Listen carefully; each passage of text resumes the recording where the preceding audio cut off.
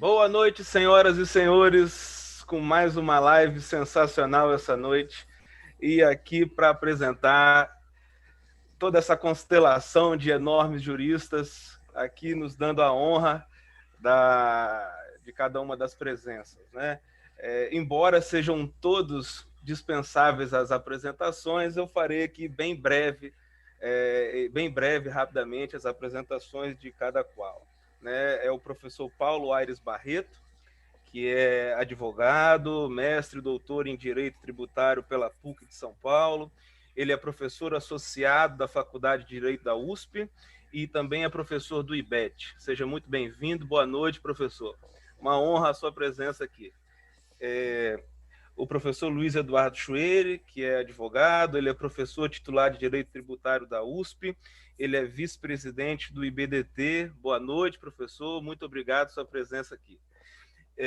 Suzy Gomes Hoffmann, né? Ela é conselheira da ABDF, ela é advogada, ela é mestre e doutora em Direito pela PUC de São Paulo, ela é presidente da Comissão de Direito Tributário do IASP.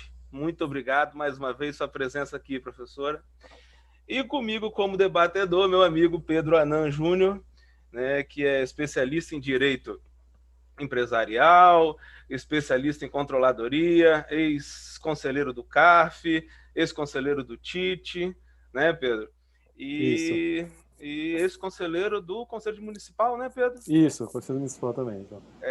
Gostaria de deixar claro também que, mais uma vez, esse projeto, embora esteja, né, por enquanto, no meu nome, na pessoa física do YouTube, é um projeto desenvolvido aí, que iniciou comigo, com o Pedro, né, Pedro?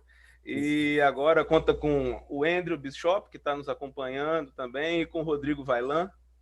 E o nosso objetivo sempre é desenvolver debate, sempre por meio de conhecimento qualificado, né? E debate para fomentar o conhecimento. Esse é, desde o início, o nosso objetivo, e por isso que nós convidamos sempre os melhores nomes para estarem aqui.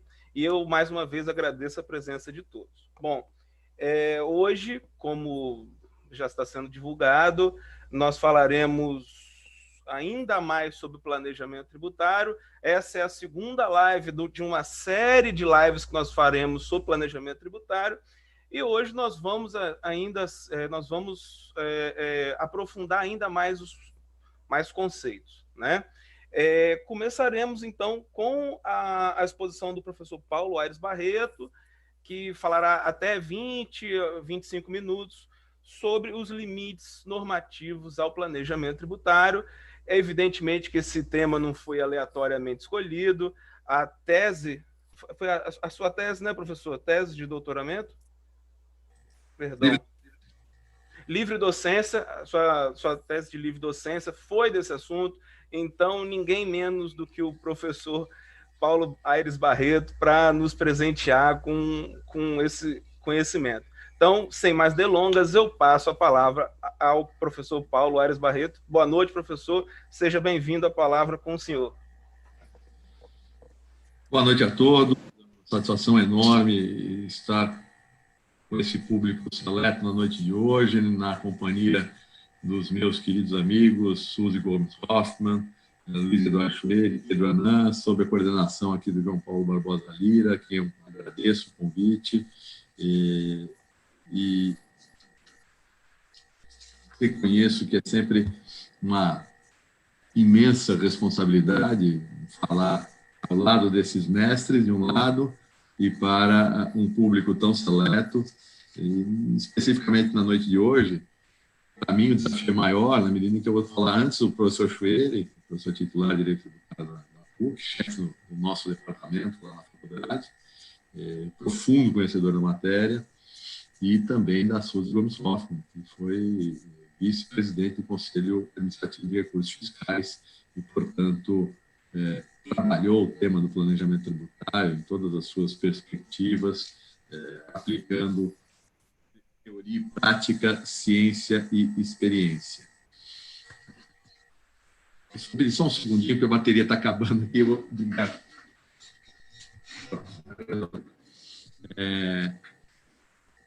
Esse tema é desafiador sob todas as perspectivas, e eu começaria até dizendo, contando um fato, não sei se o joelho dele vai lembrar, mas estávamos todos na Fiesp e o Marcos Neder, então auditor fiscal da Receita Federal, estava empenhado em trabalhar, estruturar uma norma geral antirresiva, ou algum regulamento mais claro para essa temática. E havia, naquele exato momento, professores dos mais variados países debatendo a matéria. Estava o professor Schwed, estava o professor Marco Aurélio Greco, o professor Eurico de Sante, entre tantos outros. E lá pelas tantas é colocado um caso concreto para análise daquele grupo de professores, e alguém diz, olha, no meu país isso é fraude à lei. O outro diz, não, no meu país isso é simulação. O terceiro fala, não, no meu país isso é legítimo.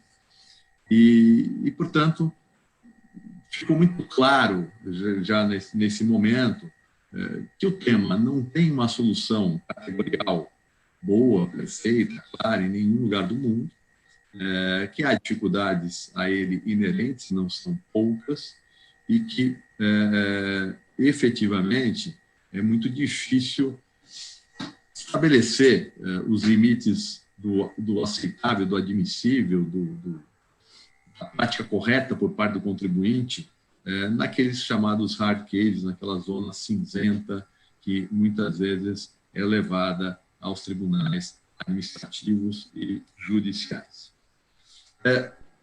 Quando fui procurar desenvolver estudos em torno do tema do planejamento tributário, uma das minhas grandes preocupações foi a de conhecer exatamente um pouco sobre o tema a partir de experiências internacionais, e eu estudei legislação do planejamento tributário, Portugal, Espanha, Itália, Estados Unidos e assim por diante.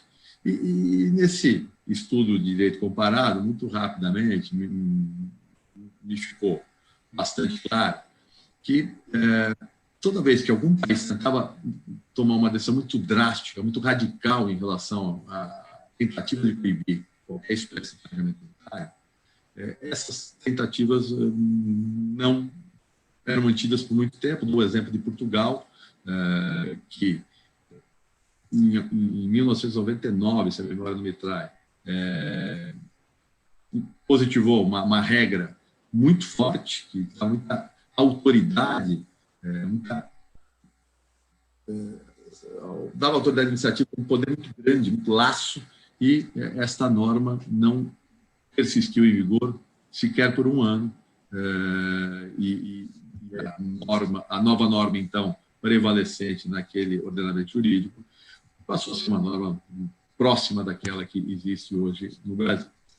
E eu sempre procurei enfrentar as questões relativas ao planejamento tributário com uma perspectiva bastante enfática em relação ao que, relativamente a este tema, deliberou o nosso legislador. Qual é talvez a minha grande crítica em relação ao que se defende, não raro, sobre o planejamento tributário aqui no Brasil? Minha grande crítica é a seguinte: por vezes a doutrina vai encontrar limites ao planejamento tributário que existem em outros ordenamentos jurídicos, que foram positivados em outros ordenamentos jurídicos, mas não no Brasil. E eu procuro sempre ressaltar que, nos últimos 50 anos, nas 4 vezes em que o nosso legislador foi instado a se manifestar em relação à possibilidade de aumentar ou não os poderes da autoridade administrativa para requalificar fatos jurídicos tributários, nessas 4 oportunidades, ele, legislador, peremptoriamente, de forma muito assertiva, disse não. Que 4 momentos são esses, 4 eventos legislativos são importantes e que eu gosto sempre de enfatizar. O primeiro, a própria aprovação do Código Tributário Nacional, que no seu projeto continha um artigo de número 74, cuja redação era a seguinte: a interpretação da legislação tributária visará a sua aplicação não só aos atos, fatos ou situações jurídicas nela nominalmente referidos, mas como também aqueles que produzam ou sejam suscetíveis de produzir resultados equivalentes. Pois bem, esse dispositivo, que efetivamente daria uma ampla margem de atuação para as autoridades administrativas, não foi aprovado na redação final do Código Tributário Nacional. Em meio a algumas tentativas no plano da legislação ordinária federal, até 2001, surge exatamente nesse momento um segundo esforço bastante evidente de ampliação de poderes da autoridade administrativa para requalificar atos jurídicos tributários, e isso ocorre por intermédio da Lei Complementar 104 de 2001. Ontem mesmo eu e o professor Freire estávamos numa outra live com o Everardo Maciel e lembrávamos desse assunto, à medida em que, certa feita, eu, sobre o tema, fui falar na Associação Comercial, o Everardo estava lá, e eu fiz menção à exposição de motivos da lei. E rapidamente o Everardo falou: Paulo, não dê muita ênfase, muito valor à exposição de motivos. A exposição de motivos aí redigida se referia a um outro texto que acabou não sendo acolhido no âmbito do Congresso Nacional, e ele até ontem dava o nome dos deputados que se posicionaram contra aquela ideia. Era dele, Everardo Maciel, que ele levou em nome da Receita Federal para permitir que fatos lícitos fossem tidos por inoponíveis ao fisco. Isso, por uma vez mais, não foi acatado pelo Congresso Nacional, positivou efetivamente a dissimulação no parágrafo único do artigo 116 do CPM. Num terceiro momento, medida provisória 66 de 2002, nova tentativa de inserir no nosso ordenamento jurídico figuras como propósito negocial, abuso de forma, substância sobre a forma e coisas do gênero, e, pela terceira oportunidade, de forma bastante efetiva, o Congresso Nacional disse novamente não. Por fim, 2015, medida provisória 685, que a pretexto de regrar a tal da declaração de planejamento tributário que surgiu no âmbito do BEPS, aproveita a oportunidade para tentar positivar novamente essas figuras mais abertas, mais abrangentes para vedação ou limitação do planejamento tributário aqui no nosso ordenamento jurídico, e pela quarta vez o Congresso Nacional diz não. Portanto, e nesse ponto eu quero ser bastante enfático, o Poder Legislativo brasileiro negou de forma cabal e inequívoca todas as tentativas de se atribuir à autoridade administrativa qualquer possibilidade de requalificar atos jurídicos tributários que não sejam indecorrentes de um ato simulado ou dissimulado. Simulação já está no 149 do CTN, vem a dissimulação no 116, muitos defendem, e eu também, que a dissimulação nada mais é do que a simulação relativa. Portanto, sob um certo sentido, o 116 do CTN vem para, efetivamente, atuar como um ato perlocucionário de fala, para usar a teoria da linguagem do professor Paulo de Barros Carvalho, na medida em que, de verdade, no final dos anos 90, o que se sentia, mesmo nos tribunais administrativos, era uma condescendência muito forte com algumas estruturas formais que não tinham qualquer correspondência com a realidade, e muitos planejamentos tributários sem qualquer tipo de correspondência efetiva com os fatos foram legitimados em detrimento dos próprios interesses fazendários. Alguma coisa efetivamente precisava acontecer E, nesse sentido, a Lei Complementar 2001 procura buscar um novo cenário em que abusos efetivos por parte do contribuinte fossem proibidos, fossem alcançados por esse novo regulamento. E surge a figura da dissimulação, a necessidade de que a lei viesse a ser regulamentada por legislação que estabelecesse o procedimento pelo qual essa requalificação dar-se-ia, e até hoje, passados 20 anos, esse projeto de lei não foi aprovado, o Congresso Nacional não teve tempo, oportunidade para cuidar desse tema. De verdade, o que ocorre, me parece, ser algo bastante diferente disso. De 2002 para cá, notadamente nos tribunais administrativos, a lógica prevalecente em relação a limites ao planejamento tributário deixou de ser essas decisões do legislador brasileiro que disse não à possibilidade de ampliar limites para a ação das autoridades administrativas e passou a ser a doutrina, que, com as suas razões, com as suas motivações, admitia a necessidade ou a exigência de figuras como o propósito negocial, a motivação extratributária e assim sucessivamente. E para o fisco, o cenário ficou muito confortável.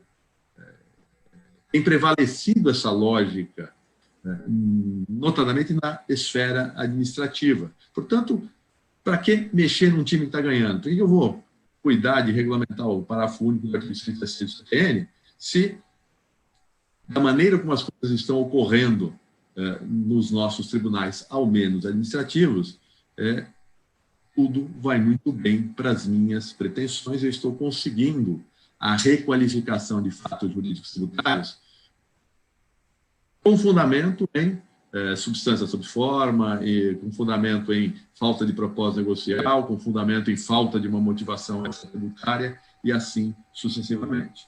E esse jogo, de uma certa forma, em algum momento foi dado até como perdido pela própria doutrina, na medida em que, em vários congressos, eu ouvi manifestações da espécie, mudou tudo, agora o cenário é esse, não adianta mais reclamar, e ponto final. Eu nunca me convenci disso, eu sempre acreditei que o tema pudesse ter um outro desdobramento no âmbito judicial, e, de verdade, o que se tem sentido, ou pelo menos o que eu tenho sentido, é que esta ordem de ideias relativamente assente, relativamente prevalecente no âmbito de tribunais administrativos, tem tido resultados diferentes quando as discussões são levadas ao poder judiciário. E, talvez, aqui, de uma forma mais relevante, entre essas manifestações, até o julgamento em andamento no âmbito do próprio Supremo Tribunal Federal, numa ação que foi proposta pela Confederação Nacional do Comércio e que procurava ou questionava a própria constitucionalidade do artigo 104 de 2001.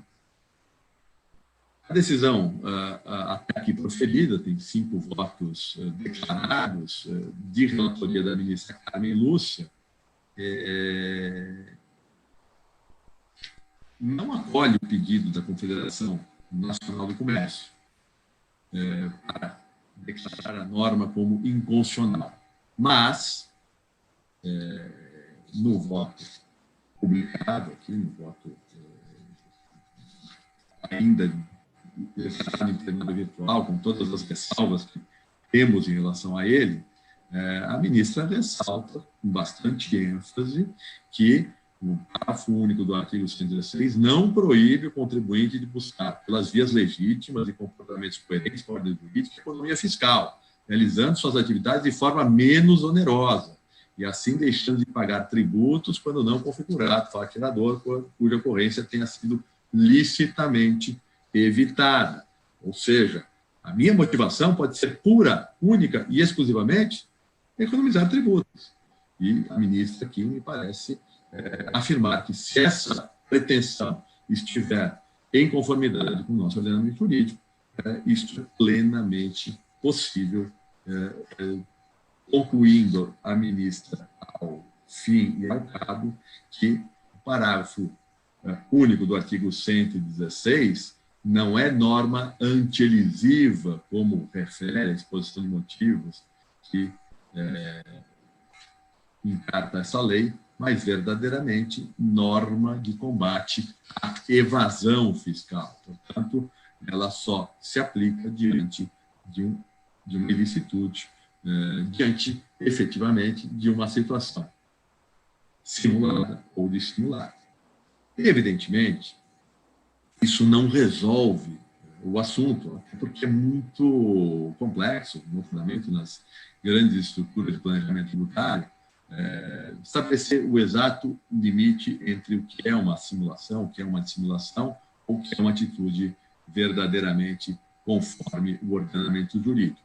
Mas tem um grande atributo, a meu sentir, de retirar do debate essas figuras pouco claras, extremamente subjetivas e pouco lógicas, sobretudo, da motivação extratributária, da falta de propósito negocial e coisa que vale. Até porque, se eu tiver que ter uma motivação extratributária para legitimar um planejamento dessa natureza, eu acabo chegando ao extremo oposto de só poder legitimar as minhas atuações e estruturações em termos de planejamento tributário, se escolher a via mais onerosa possível, o que me parece ser um rematado absurdo. Portanto, e aqui eu quero encerrar essa minha fala inicial, ouvi Chuele e Suzy dizendo que não me parece razoável, em hipótese alguma,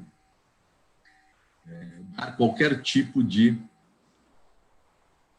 direito, de liberdade para as autoridades administrativas requalificarem os fatos jurídicos tributários, invocando princípios constitucionais numa feição que eles não têm no nosso ordenamento jurídico, como, por exemplo, aquela propugnada pelo professor Marco Aurélio Brito, no sentido de que o princípio da capacidade contributiva teria uma eficácia positiva e que, por essa razão, ele permitiria, de uma certa forma, que aquele fato não precisamente alcançado pela lei pudesse ser requalificado pela autoridade administrativa para fazer incidir o tributo num espaço em que a lei claramente assim não permitiu. Me parecer que a capacidade contributiva continua a ser um limite de tributação, um direito em favor do contribuinte contra o abuso do fisco, contra a possibilidade do fisco exigir tributos naquele espaço em que a lei claramente assim não estabeleceu, e nesse me parece extremamente importante que nós venhamos a cessar o que eu chamo de um certo ativismo administrativo. Se já me parece absolutamente condenável o ativismo judicial, nós, povo brasileiro, elegemos legisladores para fazer as leis. E, os ministros do Supremo têm o dever de julgar o caso concreto sem qualquer delegação ou possibilidade de ir além do que a lei estabeleceu. E nesse ponto, me parece absolutamente inadequada a postura de quem, ao julgar, quer legislar. Se isso já é questionável no âmbito da Suprema Corte Brasileira, que dirá na atuação do aplicador da lei tributária, que tem o dever de cumpri-la de ofício, sem qualquer margem, possibilidade ou perspectiva de requalificar comportamentos ou de largar comandos normativos, porque identificador, naquele caso concreto, de uma capacidade contributiva que não foi bem captada pela lei. Se não foi bem captada pela lei, altere-se a lei. Enquanto não se alterar o comando, cabe à autoridade administrativa aplicá-la.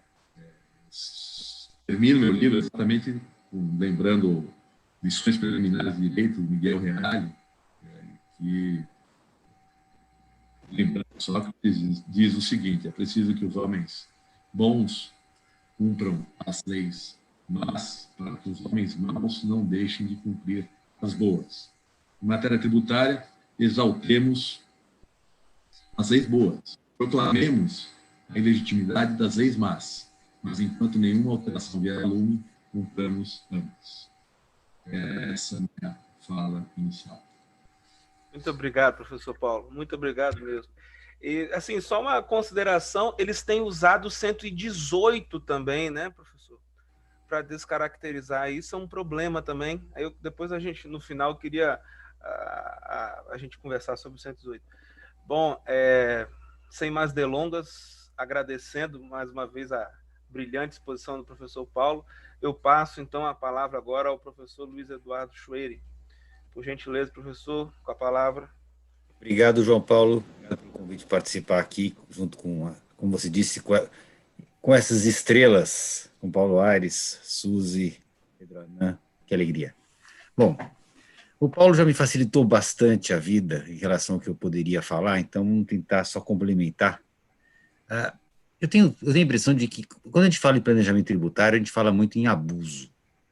Mas, no caso, o que existe é um abuso por parte de quem encontra o planejamento tributário e abusa das estruturas jurídicas para, em abuso, eu quero insistir a palavra abuso, começar a importar estruturas, raciocínios estrangeiros para temas que não seriam necessários.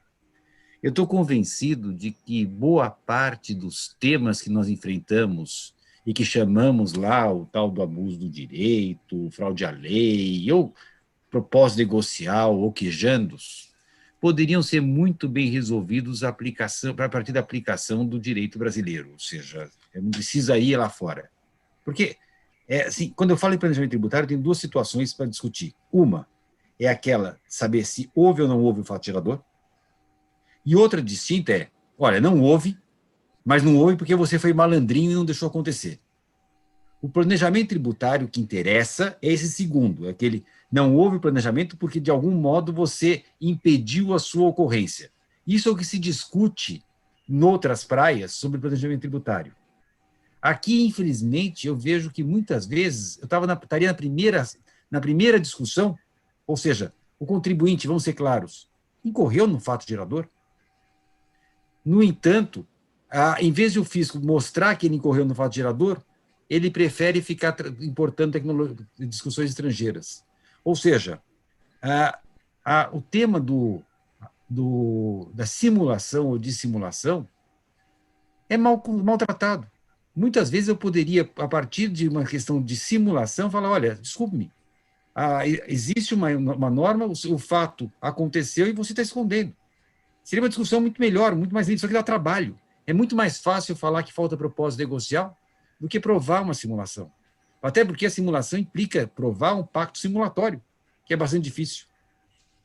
Outras vezes, e aqui é talvez o único ponto que eu vou deixar o Paulo um pouquinho bravo, mas não muito bravo, é se eu disser que existe uma má interpretação da lei.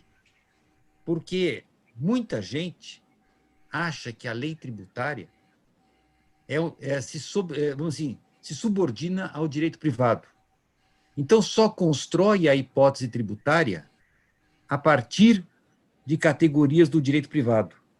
Como se o artigo 116 do CTN não tivesse contemplado como sendo possível fato gerador, como o 116 diz, aquilo que ele chama de situação jurídica, mas ele também admite que eu posso ter uma situação de fato. E aí é um trabalho bastante grande de saber, afinal de contas, o que é tributável. Pois se a hipótese tributária não for vinculada a um negócio jurídico, e sim a uma situação de fato, daí eu vou olhar para a situação concreta e não vou perguntar qual é a natureza jurídica, já que a hipótese não se refere à natureza jurídica. Vou perguntar qual é a situação de fato, já que a hipótese se refere a uma situação de fato. Ou seja, embora o nosso CTN tenha recusado vários dispositivos do anteprojeto do Rubens Gomes de Souza, manteve o artigo 116, que é do Rubens, que colocava, que na verdade é a porta para eu dizer que eu posso e tenho, com muita frequência, posso ter hipóteses tributárias que não se vinculam ao direito privado.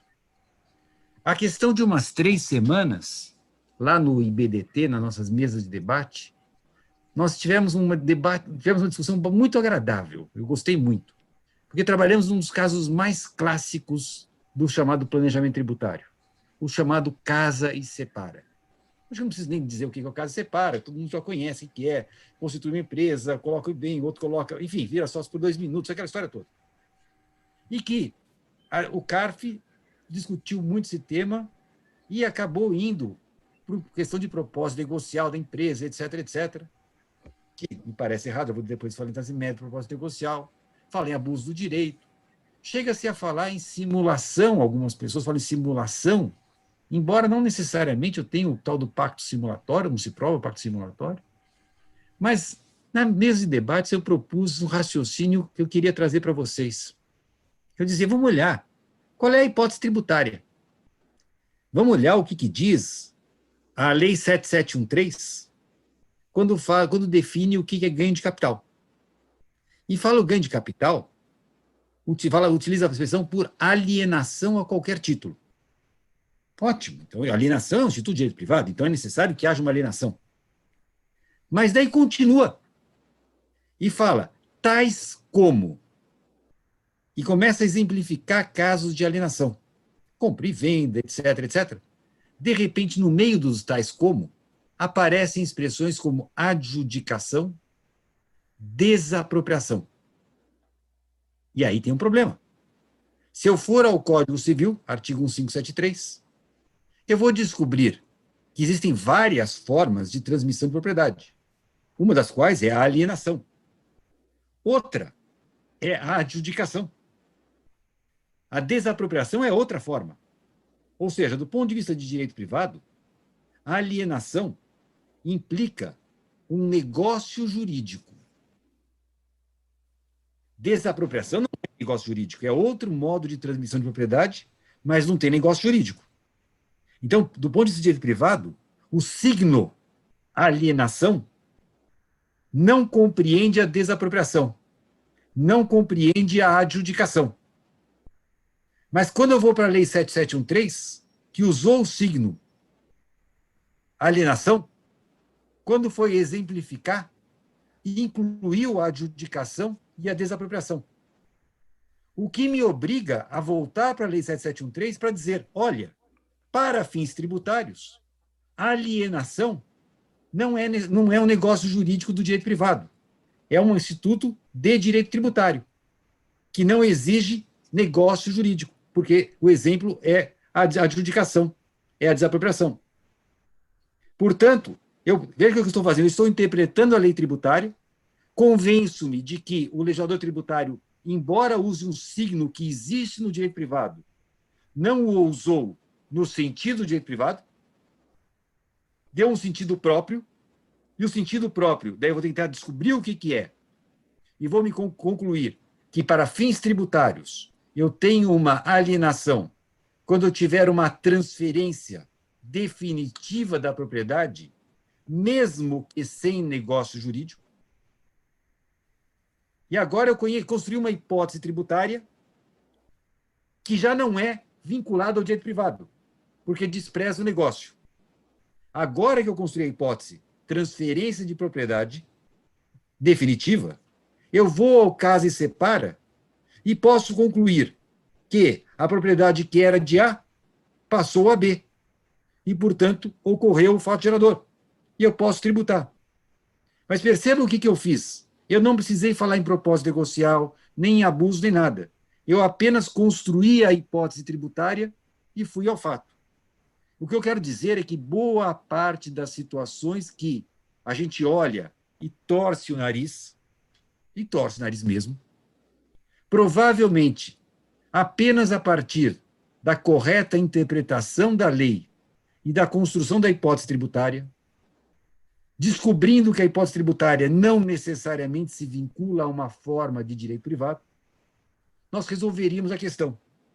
O que eu acabei de fazer, só para a informação de vocês, é aquilo que na doutrina alemã chamam de consideração econômica, que aqui tem tanto preconceito porque simplesmente não se sabe o que é. Consideração econômica nada mais é que uma interpretação teleológica da lei, enxergando que o legislador não precisa ter se vinculado ao direito privado. Com isso, eu diria que boa parte das questões de planejamento tributário se resolvem. Mas sobram algumas situações. Haverá situações, sim, em que eu, ao construir a hipótese tributária, vou concluir que o legislador quis se vincular ao direito privado. Existem várias. Existem várias que a gente identifica. Agora mesmo que teve a discussão de capitalização de empresa com imóvel, vira e mexe encontro situações de direito privado. Daí a discussão pode ser diferente. Eu posso daí, sim, se eu tenho se ao construir a hipótese eu verifico que é necessário um negócio jurídico e o negócio não aconteceu, houve um outro negócio que produziu o mesmo efeito, é aqui que entra o campo que se tenta combater e que se buscam categorias estrangeiras. É comum se referir ao abuso de formas, é comum que haja referência ao abuso do direito, à fraude à lei e quejantos. E sempre aí virá aquela doutrina a que se referiu o Paulo Aires, dizendo que vão buscar, dizendo que o Brasil não pode ficar atrás de outros países, porque todo mundo já entende desse modo. É um raciocínio que sempre me incomoda, porque o Brasil tem um congresso que nós pagamos 500 e poucas pessoas para dizer o que nós pensamos, e o Paulo Aires foi muito feliz dizendo que 4 vezes eles tiveram essa chance de dizer e disseram para nós, eu não quero esse instituto. E por que eu quero chamar a atenção disso? Porque quando a gente vai olhar nos sistemas estrangeiros, vamos, por exemplo, olhar o que é a situação da Alemanha. A Alemanha, que talvez tenha sido a primeira referência que a gente possa buscar para isso. A Alemanha, que a questão de um século, foi em 1919, editou o seu Código Tributário. A Alemanha que saía de uma guerra, a Alemanha que tinha que pagar indenizações brutais aos vencedores da guerra e que precisava arrecadar muito, e que, portanto, já não podia mais conviver com planejamentos tributários formais. Ao mesmo tempo, a Alemanha, que por conta dessa necessidade, porque arrecadaria muito mais, passa a criar um sistema tributário baseado em realidades mais econômicas mesmo. Ou seja, já não eram mais fatos formais. Eu precisava... Aquilo que os financistas tinham defendido já no século XVIII sobre capacidade contributiva, foi algo que ficou esquecido, porque como a tributação sempre foi muito módica, os juristas não se preocupavam com isso. Mas, com esse aumento da tributação, era necessário que o tributo tivesse, sim, uma base econômica para que atingisse quem realmente revelasse capacidade contributiva. Era um cenário ideal para que a consideração econômica florescesse, e de fato floresceu. E depois de idas e vindas, eu tenho um século de história com isso, eu posso lhes dizer que, pelo menos há 50 anos, a consideração econômica nada mais é do que um método de interpretação teleológico, aquele que simplesmente busca saber o que o legislador quis. Mas, ainda assim, na Alemanha também se reconhece que, algumas vezes, a consideração econômica não é suficiente, porque o legislador se vinculou a uma forma jurídica. Dada essa circunstância, dado que o legislador pode se vincular a uma forma jurídica, aquele código alemão já previa, e isso ficou repetido até hoje na Alemanha, a figura do abuso de formas jurídicas. A figura do abuso de formas jurídicas diz que a obrigação tributária não pode ser eludida ou reduzida mediante o abuso de formas e formulações do direito civil.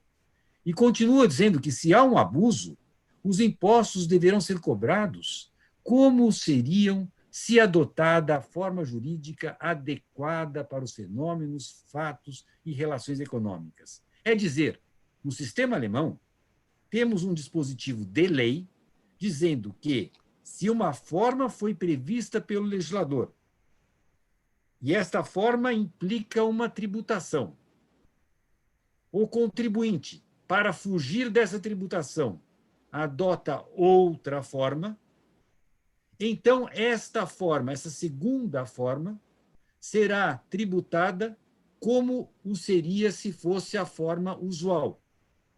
Professor, isto é analogia. Sim, isto é analogia. E daí? É um legislador que previu uma coisa dessas. Na Alemanha, sim, cabe analogia numa situação como essas. O legislador vai dizer, olha, não te surpreendi, você já sabia, eu te avisei. Mas o que eu quero insistir é, existe uma lei tributária que previu a possibilidade de uma tributação por analogia, que eu tribute um fato ocorrido, como seria tributado se tivesse ocorrido outro fato que não aconteceu.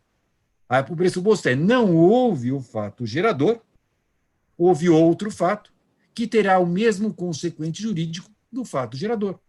É o que existe na Alemanha, no tal do abuso de formas jurídicas.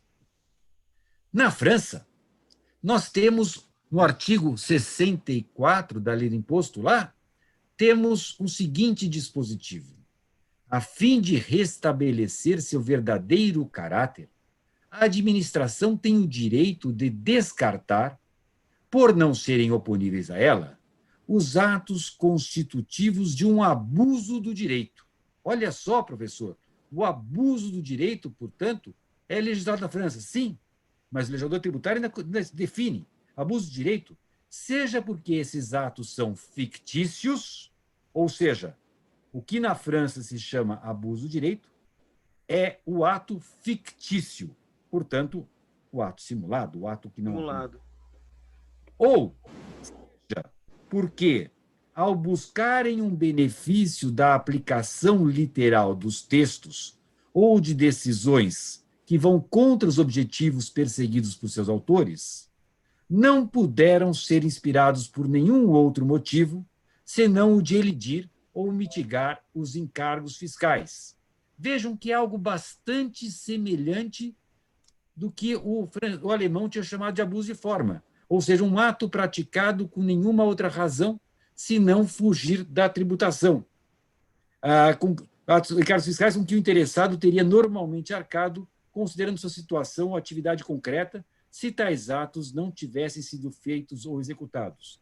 Portanto, se houver o que o francês chama abuso de forma, desculpa, abuso do direito, ou será uma simulação, ou será algo muito parecido com o que o alemão chamava de abuso de formas.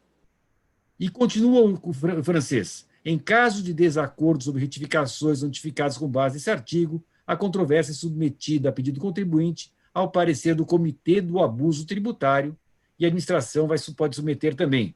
Enfim, tem todas as regras com relação a este tratamento. Portanto, vamos aprender que o que o francês chama de abuso do direito, nós traduziríamos como atos fictícios, a simulação, ou aqueles atos sem outros motivos a par da economia tributária. A Espanha tem uma outra figura. É o conflito na aplicação da norma tributária. Diz, se entenderá que existe conflito na aplicação da norma tributária quando se evite total ou parcialmente a realização do fato gerador ou se diminua a sua base ou a dívida tributária mediante atos ou negócios que concorram com as seguintes circunstâncias. A. Que individualmente considerados ou em conjunto sejam notoriamente artificiais ou impróprios para a consecução do resultado obtido. B. Que de sua utilização não resultem efeitos jurídicos ou econômicos relevantes distintos da economia tributária. C. Nos lançamentos que se realizem como resultado do disposto desse artigo, se exigirá o tributo aplicando a norma que teria correspondido aos atos e negócios usuais. Vejam, é exatamente o que o alemão chamava de abuso de forma. Eu vou aplicar a norma que teria sido aplicado se tivesse um negócio usual. Eu quis pegar esses três sistemas porque a doutrina a que se referiu o professor Paulo Aires, que é muito citada ainda no CARF, fala que, olha, no exterior, abuso do direito já é utilizado para fins de planejamento tributário, como na França. Na Espanha, fraude à lei. Esquecendo-se de que não é verdade que na França se tomou o Instituto do Abuso do Direito e se aplicou a matéria tributária. Foi necessário que o legislador criasse por lei um antecedente e um consequente, como na Espanha, como na Alemanha. O desafio que eu costumo fazer, e permitam-me o efeito didático, às vezes a gente faz a didática e as pessoas começam a citar, mas é o efeito didático. Vamos dizer que o alemão, que foi o primeiro, em vez de chamar o seu instituto de abuso de formas, ele criasse um instituto novo, um instituto tributário, eu vou dar um nome, Bolinha, e dissesse mais ou menos o seguinte: ocorre bolinha quando o contribuinte utilizar de uma forma inusual para fugir daquilo que seria tributado. Ocorrendo bolinha, ele será tributado como se tivesse a forma usual. O francês ouvisse a história, vai assim, legal, e criasse o Instituto Bolinha. Ocorre bolinha, e repetindo a mesma norma. O espanhol, ouvindo, criasse o Instituto da Bolinha, com antecedente e consequente. Ninguém de bom senso iria querer aplicar o Instituto da Bolinha no Brasil sem que um legislador assim dispusesse. Para nossa infelicidade, não chamaram de bolinha, chamaram de abuso do direito, de abuso de forma, de fraude à lei. E daí ficou muito fácil quererem importar, sem enxergar que não tem nada a ver. Vamos começar. Abuso do direito. Abuso do direito no direito privado implica que eu, exercendo o meu direito, eu ultrapasso o limite, porque eu invado o pressuposto do abuso de direito é que no exercício do meu direito eu ultrapassei o limite, e o limite é o seu direito. Vamos à matéria tributária? E eu pergunto se existe um direito que eu ultrapasso quando eu faço o planejamento tributário. Gente, agora estou me referindo ao planejamento. Eu tirei já toda a questão de simulação. A situação é, existe uma hipótese tributária, já está configurada, eu já sei o que é tributável, e eu escolhi uma alternativa, porque eu concluí, veja, estou numa situação que eu concluí que a hipótese tributária é vinculada a um negócio jurídico. Eu estou restringindo a isso, porque, como eu disse, boa parte das situações não é vinculada. Mas, sendo vinculada a um negócio jurídico, eu pratiquei outro negócio jurídico. Eu invadi o direito do fisco. Só faria sentido se eu dissesse que o fisco tem o direito de exigir que eu incorra naquele negócio jurídico. E ele não tem. Que o fisco tem um pré-direito, um direito anterior ao tributo, sem que eu incorra no fato gerador. Ele não tem. Ele pode colocar. O fato de o fisco colocar no orçamento que ele pretende ter uma arrecadação não implica que ele tenha qualquer direito. Ou seja, é necessário que haja o fato gerador para que ele tenha o direito. Então, do ponto de vista lógico, não cabe falar em abuso do direito privado em matéria tributária, porque no exercício do planejamento tributário eu não invado o direito de ninguém, porque o direito do fisco não surgiu. Vamos ver outro que é muito comum, fraude à lei. Fraude à lei existe no direito privado. Fraude à lei pressupõe que exista uma lei imperativa e que eu contorne para não. Em matéria tributária, existe ocorrendo o fato gerador, pague tributo.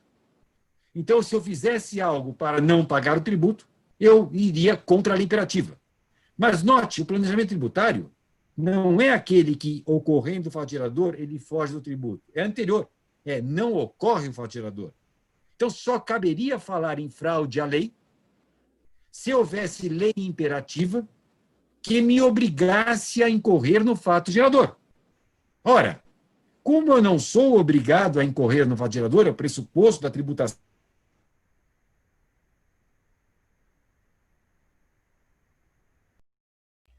Professor? Fato gerador, pelo privado. Fala, João. Desculpa, porque deu uma trava, a internet, eu acho. Sua internet deu... Você pegou a questão da fraude à lei? Perdemos alguns segundinhos aí. Tá. Desculpa, que minha conexão está péssima.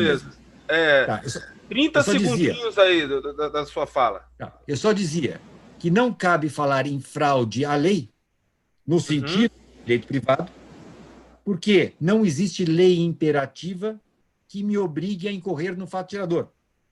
Sim. Ou seja, conclusão, não cabe eu invocar a experiência estrangeira que se vale dos institutos do abuso do direito e da fraude à lei para coibir o planejamento, porque no direito estrangeiro, quando o fazem, eles não o fazem por buscar no direito privado. Eles o fazem porque criaram o Instituto da Bolinha e chamaram de fraude à lei ou de abuso do direito. Mas não é a fraude à lei do direito privado, não é o abuso do direito do direito privado. No Brasil, nós não temos o Instituto da Bolinha. Temos o artigo 116 do CTN, mas o 116 do CTN é expresso ao dizer que a autoridade desconsiderará atos praticados com a finalidade de dissimular a ocorrência do fato gerador. Portanto, o pressuposto do 116 é: houve um fato gerador e algo dissimula aquilo que aconteceu. De novo, qual era o pressuposto da bolinha? Não houve um fato gerador. Eu tributo como se tivesse acontecido. Então, o 116 não se confunde com o modelo estrangeiro. Mais uma vez, no exterior, o que eu teria seria analogia. No Brasil, o que eu tenho é uma norma que pressupõe o fato gerador. Então, invocar o 116 me parece completamente descabido. Acerta a ministra, portanto, Carmen Lúcia, quando diz que não há nada de inconstitucional no 116, porque justamente o 116 está apenas dizendo que, se houve fato gerador, haverá tributação. E todos nós concordamos com isso. Então, em resumo, e com isso eu concluo para ouvir a nossa querida Suzy, que vai nos ensinar muito. Na minha visão, boa parte dos grandes temas de planejamento tributário que geraram essa importação descabida do direito estrangeiro poderia ser resolvida por mera interpretação da lei. Apenas perguntar, afinal de contas, o que é tributável. Guarde o exemplo da alienação, que, como eu disse, não é negócio jurídico para fins tributários, embora o seja para fins civis, para dizer que eu poderia, pela mera subsunção da hipótese ao fato, eu teria tributação. Agora, ultrapassada essa questão, quando eu concluir que o negócio é integrante da hipótese tributária, que sem o negócio não há hipótese tributária, e se o contribuinte, para economizar tributos, não incorre no negócio, não existe lei no Brasil que o obrigue a ser tributado. Não existe lei que o obrigue a incorrer no fato gerador, que o obrigue a incorrer no negócio. Na falta de manifestação do legislador, não há como tributar. Pergunta-me, e a última pergunta, seria possível que, por mudança no CTN, eu viesse a inserir aqui no Brasil uma norma similar ao Instituto da Bolinha? Portanto, admitir, nesses casos, uma analogia? Aqui é um debate que a gente pode ter mais tarde. Já vou lhes dizer que, por lei complementar, e aqui eu sei que vou ter uma divergência final, por lei complementar, eu poderia introduzir a bolinha. Não sei se é conveniente. Eu tenho para mim que as experiências do exterior com essas GAR, General Anti-Avoidance Rules, não foi boa. Isso no exterior já não foi boa. No Brasil, nós temos um histórico de uma relação bastante conflituosa entre fisco e contribuinte, então me parece que seria ainda pior que tivéssemos uma GAR. Então, em termos de política legislativa, eu acho mais interessante que se combata o planejamento através de SAS, Specific Anti-Avoidance Rules, que nós temos várias no ordenamento. Mas isso é uma decisão minha, uma opinião minha política. Do ponto de vista jurídico, se tivéssemos por lei complementar o Instituto da Bolinha, eu penso que seria possível, já que cabe à lei complementar, regular as limitações ao poder tributar. Regular significa calibrar. E eu tenho, todo caso de analogia é um conflito entre legalidade e igualdade. O legislador complementar nosso pôs a legalidade na frente, vedou a analogia. mas eu penso que o legislador complementar poderia, não deveria, poderia recalibrar, ainda invocando o 146 para regular de outro modo este choque, legalidade e igualdade. Aqui eu deixo como uma provocação final. Mas insisto, isso aqui é apenas de lege ferenda e, já disse, não deveria. Obrigado. Muito obrigado, professor. Mas só uma pergunta: o senhor entende que a competência tributária ela é conceitual ou típica? Meu caro, Porque essa pergunta é interessante, assim, né? A competência tributária foi distribuída por modos tipológicos, mas eu não acompanho a posição do Supremo quando afirma, quando mantém os tipos depois do filtro da lei complementar. Ou seja, a lei complementar, cumprindo a função que lhe dá o 146, ela conceitua o fato gerador de cada tributo. Quando ela o faz, a partir dali a competência se torna conceitual. Insisto, na Constituição eu tenho uma fluidez. Na Constituição eu tenho um monte de sobreposições. O exemplo clássico é o do restaurante. É típica a prestação de serviço e é típico o fornecimento de mercadoria. A lei complementar vai lá e faz uma escolha. Quer fazer outra. Mas, então, tipos na Constituição, conceitos a partir da lei complementar. Entendi. Isso bastante divergente. Ô, João, o Paulo até ficou ali coçando a orelha, a hora que o Chueiro falou a questão da analogia por lei complementar. Então, depois a gente ouviu a opinião do Paulo ali. Bom, muito obrigado, professor. Brilhante, como sempre. Passo, então, a palavra agora para a professora Suzy Gomes Hoffmann. Professora, com a palavra, seja muito bem-vinda mais uma vez. Obrigada, João Paulo, pelo convite. Fico super feliz de estar aqui. Obrigada, Pedro. E muito mais feliz de estar ao lado de queridos amigos, Paulo Aires, professor Chueire que foi da minha banca de doutorado, e a quem devo, assim, sempre muito, porque sempre aprendo muito com ele. E, para mim, fica até um pouco... Tem um lado mais difícil de falar depois desses dois grandes professores, e mais fácil, porque eles já, né, colocaram todos os conceitos necessários. E o meu tema é um tema que me deixa numa saia justa, porque coloca quais são os critérios do CARF no julgamento sobre planejamento tributário ou a falta de critério.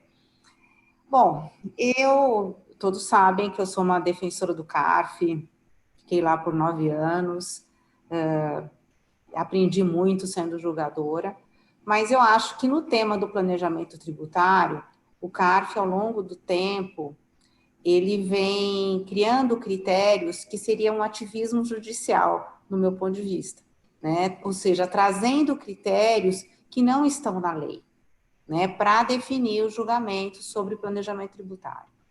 E isso não sou eu que digo, acho que fica muito claro quando a gente analisa as decisões, especialmente as decisões da Câmara Superior depois da Operação Zelotes. Então, em que houve, vamos dizer, um endurecimento na análise das questões de ágio, agora, nos casos em que se analisa a utilização do artigo 22, nos casos de redução de capital, e em tantos outros. Por isso, a minha análise é uma análise que não é que não existe critério no CARF, existe critério. O critério é uma busca incessante pelo propósito negocial, que é alienígena, não está previsto no nosso sistema positivo. E aí vai para todos os problemas mencionados pelo professor Chueire, né? Para compor toda essa questão do propósito negocial, se vai ao abuso de direito, à fraude à lei, que não estão aqui, que não foram contemplados no nosso sistema, e como muito bem colocou também o professor Paulo Aires, o legislador teve já 4 oportunidades para fazer isso e não fez. Eu quero trazer como exemplo os julgamentos dos casos de ágio na Câmara Superior, ou seja, e ontem até participei de uma live sobre isso, sobre a questão do ágio, e até o levantamento feito por vários escritórios sobre como isso foi julgado no CARF, especialmente na Câmara Superior e agora pelo Poder Judiciário. E fica muito claro esse critério extralegal que foi trazido pelo CARF para o julgamento desses casos. Então, me parece que o caso do ágio, ele difere um pouco, porque ali o ágio seria, vamos dizer, mal falando, um incentivo fiscal, né?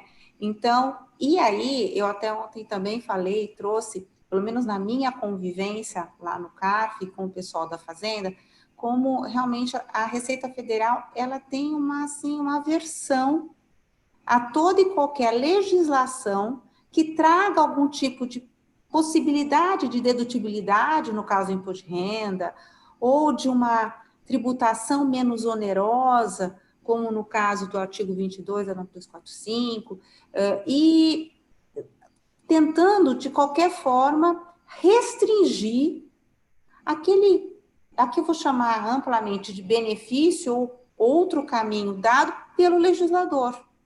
Então, me parece que é uma desobediência civil àquilo que foi imposto pelo legislador. E esse é um movimento que sempre começa na Receita Federal, porque ela que autua, né? Então, nós vamos encontrar autuações que vão fazer uma análise de operações societárias extremamente complexas, e aqui eu vou me ater mais para os planejamentos tributários, vamos dizer assim, ilícitos. É aquela fraude, né, escancarada, que não obedece nem aquilo que está na lei, eu acho que aí a gente não tem como entrar nesse mérito. Mas aqui nós vamos falar daqueles casos em que o contribuinte, ele olha para a lei e fala, olha, se eu cumprir esses requisitos, eu vou ter direito a essa dedução da minha base de cálculo do imposto de renda, por exemplo, no caso ágil. Ou se eu fizer essa redução de capital, passar esse bem, essa participação societária, esse imóvel, por meio de uma redução pelo valor contábil para o acionista pessoa física, vamos dizer, ou para uma outra pessoa jurídica que esteja num outro regime de apuração, depois eu posso fazer a operação de alienação com uma redução no valor final da tributação sobre o ganho de capital. Então, o contribuinte, ele faz essa análise, ele olha objetivamente para a lei. Então, vamos para o caso do ágio, antes das alterações da legislação. Quais eram os requisitos previstos? Que houvesse uma aquisição por partes independentes, não vamos entrar aqui na questão do ágio interno, que houvesse o pagamento de uma mais-valia, fundamentada numa rentabilidade futura, e, por fim, que houvesse uma confusão patrimonial entre a empresa que foi adquirida e a adquirente. Pois bem, eram esses os requisitos. Isso vem, essa possibilidade do aproveitamento do ágio como para dedução da base de cálculo vem na época das privatizações, para que fosse possível, né, a aquisição, a estrutura possível frente às agências e tal, envolvia a abertura de uma empresa, que é a que se chamou empresa veículo. Aí vem o fisco e fala assim, se você usou uma empresa veículo, essa empresa veículo, ela não teve outro propósito que não fosse o propósito de possibilitar a incorporação, porque não poderia haver essa incorporação com aproveitamento depois, com essa confusão patrimonial, vamos dizer, com uma adquirente que teria que, para haver a confusão patrimonial, ser incorporada. Então, se você fez isso por meio de uma empresa veículo, eu não aceito, porque não houve o propósito negocial. Aí vem o contribuinte e fala assim, bom, mas isso não estava nos requisitos, o requisito era ter uma confusão patrimonial. E aí se começa toda uma discussão sobre essa questão do ágio. Eu estou aqui pulando toda a questão de se estava aprovada a rentabilidade futura, a questão do laudo, colocando mais essa questão da análise que não era possível ter sido por uma empresa que não fosse a própria empresa adquirente, e isso vai evoluindo a tal ponto que, quando esse tema chega na Câmara Superior, fazendo um passo anterior, esse tema, na grande parte dos julgados antes de 2015, nas turmas ordinárias, os contribuintes vinham ganhando, desde que provasse que teve a mais-valia, que houve a confusão patrimonial, ainda que por uma empresa veículo, principalmente para as privatizações, e que esse ágio estava fundamentado numa rentabilidade futura. Pois bem, quando chega na Câmara Superior, se fala o seguinte, não, olha, não poderia ser, eu não vou nem aceitar que haveria um propósito nessa empresa veículo, porque seria a necessidade de se constituir em razão de exigências da agência reguladora, porque a confusão patrimonial teria que ter ocorrido com a adquirente que efetivamente queria adquirir a adquirida, né? Ou seja, se essa empresa era do exterior, se o dinheiro veio de lá para uma empresa no Brasil, ainda que essa empresa no Brasil tivesse existido por meses e tudo mais, ainda assim não pode existir, não pode ser dedutível esse ágio, porque não cumpre os requisitos. Então, o que eu estou querendo demonstrar? Para mim, num ativismo mesmo, o CARF, pela sua Câmara Superior da primeira turma, criou, neste caso, requisitos que a lei não trouxe. Para mim, isso, eu não sei se os demais professores concordam comigo, mas eu não consigo enxergar na lei, analisando os requisitos para a dedutibilidade do ágio, que, por exemplo, que só poderia ser dedutível se quem efetivamente adquiriu foi a empresa que tinha o dinheiro, que fez os estudos e tudo mais. Ela não poderia, não se admite que ela constituísse uma outra empresa para, nesse meio, fazer a aquisição e depois ter a confusão patrimonial. Não vejo esse requisito e vejo que, então, o critério legal para o ágio, o critério de julgamento para os casos do ágio, foram criados critérios que não estavam na lei e que, dessa forma, impedem a dedutibilidade. Por quê? Numa análise de jurimetria que foi feita, acho que me parece que só 2 casos que passaram pelo crivo da Câmara Superior sobre o ágio. Além da questão do ágio, se nós analisarmos essa hipótese, que é a utilização da redução de capital, nós temos 2 casos julgados pela Câmara Superior, e aqui eu analisando os 2 acórdãos, eu acho assim, muito interessante enxergar novamente essa criação de critérios para o julgamento dos casos. No primeiro caso que foi julgado, no CARF, que foi o caso da Vialco, deixa eu só confirmar aqui, o caso da Vialco foi o primeiro a ser julgado, o contribuinte havia ganho na turma ordinária, porque se entendeu, olha, o artigo 22 da 9249 está aí em vigente, é uma opção legítima do contribuinte, até comparando com opção por lucro presumido, por lucro real, e o contribuinte poderia ter se utilizado disso, mesmo sabendo que ele ia fazer a venda da participação societária. Quando é julgado o caso, na Câmara Superior, o voto vencedor da conselheira Edeli Bessa vem e coloca o seguinte, olha, é possível, até lendo aqui, admite-se como destacado na ementa do acórdão recorrido, que os acionistas planejem a redução do capital social visando a subsequente alienação de suas ações a terceiros, tributando o ganho de capital de forma menos onerosa. Então, ela entende essa possibilidade.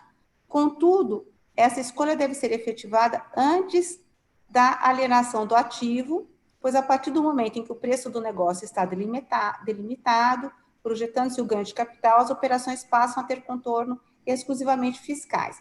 Porque o que acontece na grande parte desses casos de redução de capital para posterior venda da participação societária? Tudo isso é feito a partir do momento em que há a assinatura do memorando de entendimentos. Ou mesmo, pelo que se entende até dessa decisão da Edeli, seria da conselheira Edeli, não seria, ela pode-se entender que do memorando de entendimentos e durante a due diligence seria possível fazer alienação. Depois de assinado o documento e até que se efetive efetivamente a transferência da participação societária, a alienação da participação societária, que seria vetado. Veja, no meu ponto de vista, é criar um critério temporal que não está previsto na lei, que não é previsto na lei, ou seja, impedir que o contribuinte tome, sabendo que vai vender, mesmo assim que faça, antes de efetivada a venda, a sua reorganização societária. O que é interessante é que eu fui advogo num caso que ainda está em julgamento, mas quando foi julgado na turma ordinária, o meu caso, ele não, o caso que eu defendi, o caso, né, que eu defendi, ele sequer, tudo foi feito antes até do memorando de entendimentos. E nós saímos vitoriosos na turma ordinária, mas por maioria. E aqueles que votaram contrariamente falaram assim, não, mas era evidente que os acionistas sabiam que iam vender, e por isso eles fizeram. Pô, mas evidente quanto? Porque venderam no mesmo ano, porque fizeram operação societária 6 meses antes. Então, é de novo, para mim, um ativismo judicial, ou seja, não permitir que se faça uma operação de redução de capital. E me parece que foi esse o entendimento no julgado da indústria química de Pio, que foi posterior do caso Vialco, quando o relator é o conselheiro André Mendes Moura, em que ele fala que há um desvirtuamento do diferimento da tributação do ganho de capital quando o contribuinte usa o artigo 22, que o artigo 22 é para aqueles casos em que realmente tem que ter uma comprovação de que houve que há um excesso do capital social ou efetivamente um prejuízo. O caso não é feliz. Aqui eu tenho que concordar como é que o professor Schwerer colocou, a gente dá uma torcidinha, porque, sim, era um capital social de R$1.000, e aí se faz uma redução para passar uma participação societária ou uma marca, não me lembro aqui, que era muito mais valiosa que isso. Então, aqui o caso, vamos dizer que ele poderia ser resolvido por uma interpretação da própria lei. Não precisava ir para o propósito negocial. Aqui, ouvindo o professor Schwerer, eu falei assim, esse caso, para mim, é um caso tipo, você não precisa fazer essa análise que você precisa ter o propósito negocial, não, aqui é evidente, ou seja, você tem um capital social de R$1.000, de 1.200, que era aqui, não me lembro, mas era assim, era R$2.000, e você devolve um capital social, a participação de R$200 por uma coisa muito mais valiosa, para mim está evidente que não era o caso, né? Mas não pelo propósito negocial, não pelo abuso de direito, não pela fraude à lei, porque o fato jurídico realmente não se encaixa, né? É a simples interpretação da lei. E, coincidentemente, era isso que eu defendi ontem, né? Que, falando sobre os julgamentos judiciais no AGE, que se eu fosse julgadora judicial, né, porque eu me coloco no lugar de um julgador que pega um caso de AGE, em que só o termo de verificação fiscal começa com 100 páginas, né, mostrando todas aquelas sequências de operações societárias que muitas vezes tem, com um documento que foi para o CAD, com uma série de coisas. Assim, meu Deus, como é que se julga isso? E eu falo, e aí o contribuinte entra em desvantagem, né? Porque a presunção já quando você vai para o judiciário, já é favorável à fazenda. É o contribuinte que tem que desconstituir e comprovar e aclarar tudo aquilo. Mas se eu fosse o julgador judicial e se eu pudesse dar um conselho, eu falasse assim, olha, vá para os critérios legais, limpa toda essa questão e analise quais são os critérios legais e tentar reduzir a complexidade dos fatos. E eu achei interessante, estudando também toda essa questão do planejamento tributário, um planejamento tão simples que não passou pelo crivo do CARF, que era um planejamento assim, que até bem mais, no meu ponto de vista, singelo do que todos os outros, que é da empresa Transpinho e que já teve um julgamento em sede de agravo, né, pela turma do Tribunal Regional Federal da 4ª Região, em que, na verdade, é o caso também de passar imóveis, né, uma sociedade que está no lucro presumido, mas que tem os imóveis no seu ativo imobilizado, passa os imóveis por uma outra, por meio de cisão, para uma outra sociedade, essa no lucro presumido também, mas com atividade imobiliária. Então, quando essa segunda vende os imóveis, não entra como receita não operacional. Então, a tributação é menor. E no CARF foi entendido como que não havia propósito negocial, e vem o desembargador e diz, olha, me parece que, coloca aqui, a reorganização patrimonial realizada pelo contribuinte, quando levada a efeito por meio de negócios jurídicos e operações verdadeiros, ainda que se tenha por resultado a economia de tributos, não autoriza o fisco a desconsiderá-los. Simples assim, eu coloco aqui entre parênteses. Pois não existe, nem poderia existir, porque ofenderia o artigo 170 da Constituição Federal, uma norma geral que obriga o administrado, à frente à possibilidade de submeter-se a 2 regimes fiscais, optar pelo mais gravoso. Aqui o desembargador já está contrário ao professor Chueiro, que ele está falando que violaria o princípio, o artigo 170, né, se tivesse aí analogia. Trata-se, ele fala, de verdadeira liberdade econômica somente restringível e de maneira casuística pelo legislador, nunca pela administração pública.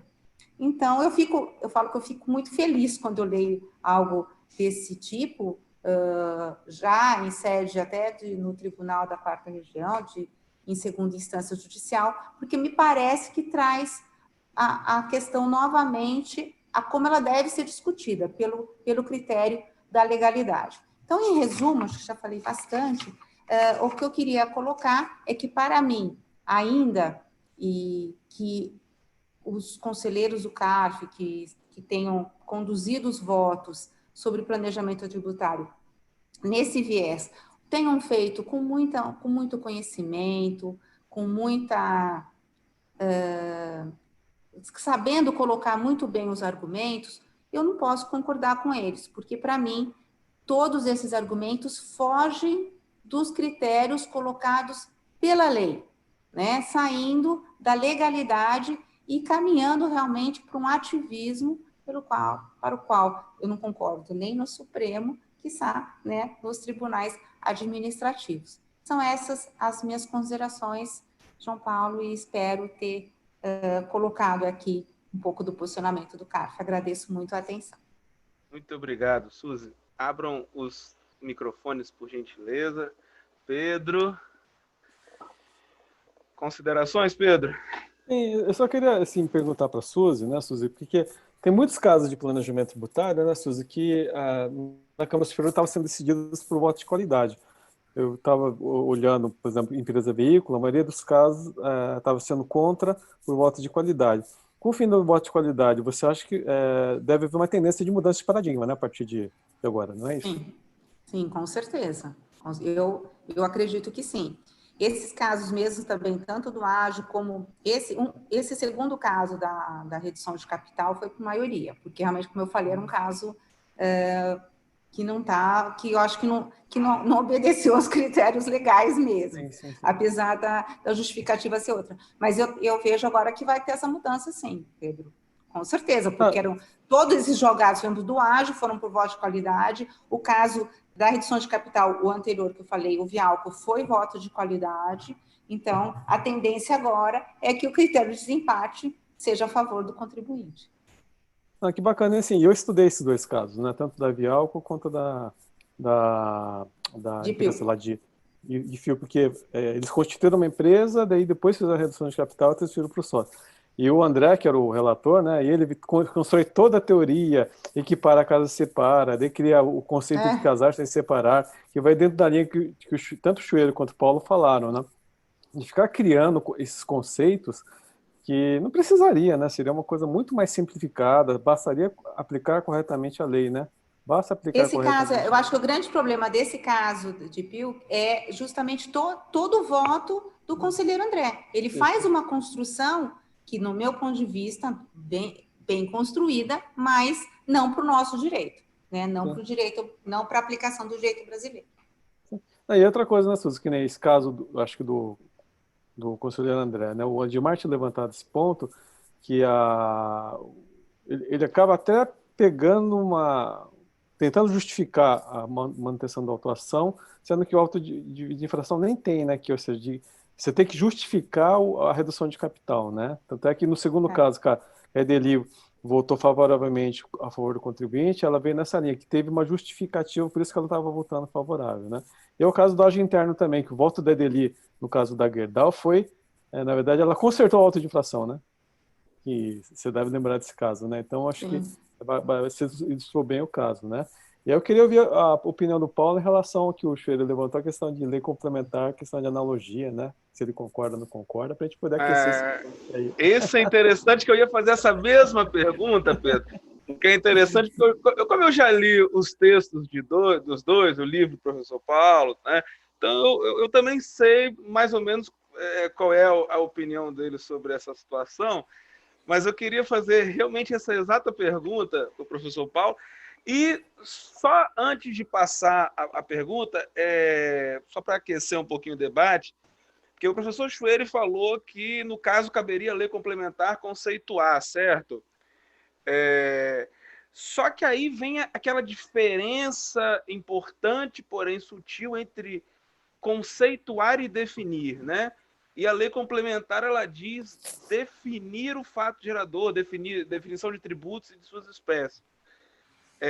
Professor Paulo, o senhor poderia dar a sua opinião sobre isso, por gentileza?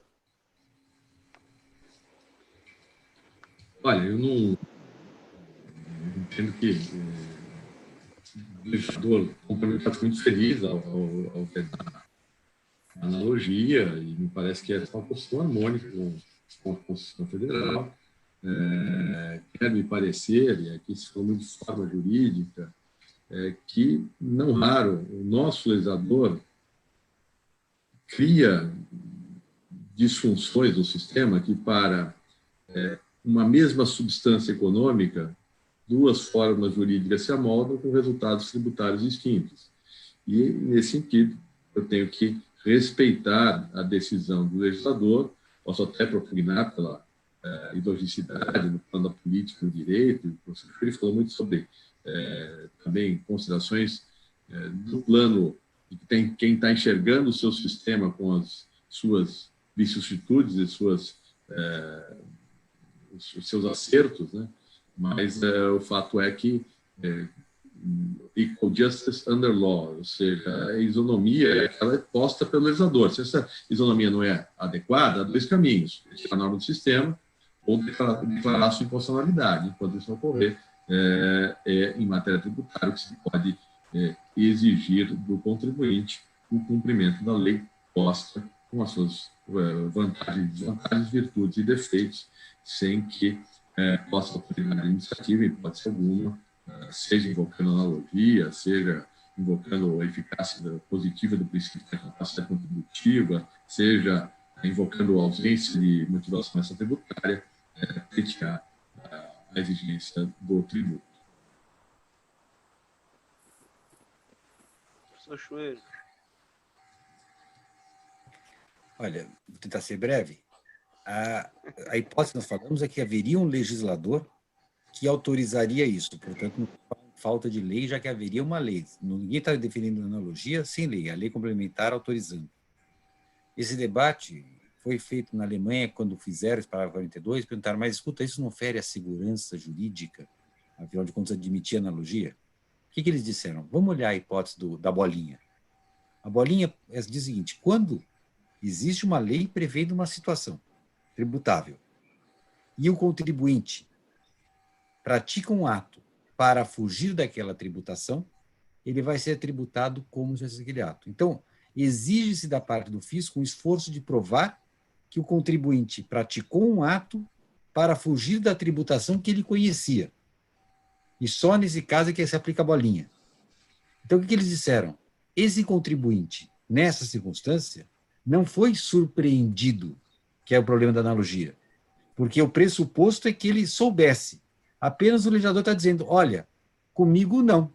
No fundo, é dizer assim, porque se o legislador não é uma analogia solta, o pressuposto é você sabia que você seria tributado. E eu apenas venho, como legislador, dizer, pois será mesmo. Então, é uma analogia muito restrita, não é uma abertura analogia. É para essa circunstância. Mas, insisto, não sem lei, com lei.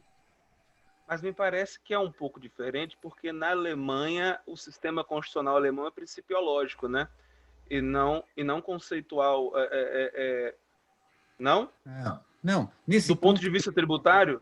Não, essa separação que faz não é tão forte assim. A separação que nós temos, eu acho que é importante, nós temos aqui um papel da lei complementar. Então, Sim. Realmente, como eu falei, hoje a lei complementar não autoriza. João Paulo, eu disse poderia. É só essa questão que poderia, por hipótese, mas só restrito e desde que não ferisse a segurança jurídica. E a hipótese seria muito restrita. Veja, para aplicar a bolinha, é necessário que eu comprove que você, João Paulo, sabia que ia ser tributado. E você só vai ser tributado se eu provei que você sabia. Então, não é assim tão solto quanto a gente imagina. Eu tenho que provar, e é ônus meu fisco provar que você sabia. Então, não estou ferindo a segurança jurídica, já que eu provei que você já sabia antes. Entendi. E eu acho que esse é um problema, né, Shirley, Suzy e Paulo, né? Hoje a gente não tem a bolinha, né? E essa falta de segurança jurídica faz com que os empresários, os contribuintes, não saibam o que fazer, né? Então, a falta de segurança. Então, né, até comentei na última live que eu fiz, fiz um parecer para o empresário para fazer uma questão de importação através de trading no exterior, e falei sobre preço de transferência, aquela coisa toda, e ele falou assim, Pedro, eu não tenho segurança se realmente, mesmo que eu cumpra tudo o que você está me falando, se eu não vou ser autuado e o fisco vai falar que eu estou errado e depois daqui a 5 anos vem um auto de infração e eu não vou ter condições de pagar. Eu acho que esse é o grande problema hoje que a gente vivencia hoje, né? A falta de segurança jurídica, porque o contribuinte pode ser surpreendido a qualquer momento de ter alguma surpresa desagradável, né? Em relação, professor Chueiro, de acordo com a sua disposição, que eu achei muito interessante, em relação à interpretação, como é que o senhor enxergaria no caso da empresa veículo, para esse caso do ágio? João Paulo, eu já dei vários pareceres sobre empresa veículo. As situações que me foram expostas, eu não tive nenhum problema em dar o parecer favorável. Ou seja, favorável à existência dela. Sim, muitas vezes não tem outro modo. Ou seja, eu não tenho outro modo de adquirir senão por uma empresa veículo. Ou seja, a empresa é um veículo para o investimento. Não há nenhum ilícito em si em eu me valer de uma empresa veículo para adquirir investimento e depois fazer incorporação. Eu tenho total possibilidade disso, é previsão legal. O ágio não. A única discordância que eu teria é que ágio não é incentivo fiscal nenhum. Eu paguei um preço. Se eu paguei um preço, eu não tenho lucro. É uma questão mais simples nisso. Eu não vejo problema com relação à empresa veículo. Assim como não vejo problema com o tal do ágio interno. Tem muitas coisas que questionam. A Suzy foi muito feliz dizendo o CARF cria requisitos que não estão na lei. Eu fico pasmo quando vejo o CARF, e tenho vários acordos nesse sentido, que eles começam a rolar os requisitos que devem estar presentes para que a operação seja legítima. E eu pego os requisitos que eles descrevem, vou para a lei, e não existe qualquer concordância, eles criam os requisitos. E o que é mais triste é que eles criam os requisitos, daí o contribuinte vai e aplica todos os requisitos, daí eles criam outros requisitos, porque já que eles podem legislar, eles legislam como queiram. É impressionante a audácia, a empáfia desse pessoal do CARF quando eles começam a ficar criando requisitos para a fruição do ágio. A última que eu estou revoltado é quando eles falam sobre a questão do real adquirente. Ou seja, que no fundo, somente se eu for brasileiro de 4ª geração é que eu posso pagar um ágio. Porque se eu recebi uma injeção de capital para adquirir uma empresa, já não posso mais pagar o ágio. É inaceitável. Mas, enfim, eles são legisladores. Quem são deputados? Aqueles deputados que estão pagando para legislar, eles não sabem de nada de tributação. Quem sabe somos nós, e legislamos a posteriori, são legisladores a posteriori. Porque se fossem meros legisladores que descrevessem requisitos e depois o contribuinte seguindo-os estivesse em paz, tranquilo. Eles são são legisladores a posteriori, porque vão mudando o requisito depois que você já fez. Só para fazer justiça aqui, Chueli, concordando integralmente com tudo que você falou, mas para fazer justiça nesse ponto ao CARF, não é só ele. O Conselho Municipal de Tributos, por exemplo, em matéria de ISS, sociedades uniprofissionais, tem exatamente o mesmo procedimento e coitado do contribuinte que tem que não apenas suportar uma carga tributária enorme, mas tem que ter poderes premonitórios para saber o que eles vão criar a posteriori em termos de regra jurídica. É o que o senhor falou, né, professor Chueli, a suave perda da liberdade, né? É mais ou menos sobre isso, né? Bom, Pedro, mais alguma coisa? Tranquilo. Não, tranquilo. Suzy? Suzy vai querer falar alguma coisa, Suzy? Por favor, Suzy, Não, você só está quero muito falar. calada hoje, Suzy. Hoje eu estou quietinha. É só registrar que eu não acho que haja incentivo fiscal, não, mas que eu escutava esse entendimento deles, ou seja, foi dado, né, para as empresas e eu não concordo, né? Então aí eu legislo, não é? Então assim, eu não concordo, daí eu legislo. João, tem uma pergunta aqui da Aline Reis, que ela colocou, que eu acho que é até interessante, a questão do Instituto da Consulta, né? Que hoje a consulta a gente sabe que é uma coisa que a maioria das pessoas não fazem, né? Será que não existiria um modelo de repensar a consulta? Ela coloca, quando ele deveria estar... acho que precisamos repensar o Instituto da Consulta, em tese poderiam ser muito úteis para orientar os contribuintes, e sabemos que na prática não é bem assim, né? Será que existiria um modelo de fazer, como fosse sentar o contribuinte com o fisco, conversar do tipo, olha, pode fazer, não pode fazer, algum modelo será que é possível? Olha, eu vou até responder assim de uma maneira nada científica. Eu acho que só para outras gerações. Eu acho que neste momento, né, não existe confiança das partes para isso, né? Teria que ter uma nova cultura, né? Eu acho que a gente já avançou com essa questão da transação tributária, né? E algumas outras questões a mais, mas eu particularmente acho que há uma desconfiança. Não sei, é a minha opinião. Por isso que, né, que eu não vejo como sem essa nova cultura seria possível uma consulta em que fisco e contribuinte pudessem conversar livremente. Houvesse lealdade entre as partes, né, Suzy? Então, porque falta isso, né? Então, e é muito triste, né, a gente chegar nesse tipo de sentimento, né? Porque para nós. Né? Você faz consulta, Pedro? Você faz? Não, inclusive esse cliente que eu comentei com vocês, ele até cogitou, vamos fazer uma consulta para saber a opinião. Eu falei, não faça, se você fizer, você já vai saber a resposta. Então é melhor você não fazer. Então é melhor correr o risco, fazer a operação e ser autuado e te defender do que fazer uma consulta e você saber que já vem uma negativa. Eu acho que a maioria elas vão declarar ineficaz a consulta, né? E aí é pior ainda, porque você já se expôs e vão falar que tá uma consulta da lei para o caso concreto seu, tal. Eu acho que pode dar certo para a classificação fiscal. Eu ainda acho que para a classificação fiscal talvez seja possível, mas para operações assim não. Eu lembro de ter comentado uma vez que consulta só recomendava quando o contribuinte já estava no pior cenário possível. Eu comentei isso no almoço da Associação Comercial, liderado pelo Chueli, e o professor Hamilton Dias de Souza disse, Paulo, olha, eu vou te contar um caso que o contribuinte já estava no pior cenário possível, foi feita a consulta e o fisco encontrou uma forma ainda de colocar numa situação pior. Então, nossa senhora. Então não faça consulta. Todo cuidado é pouco. Mais alguma coisa, Suzy? Pedro?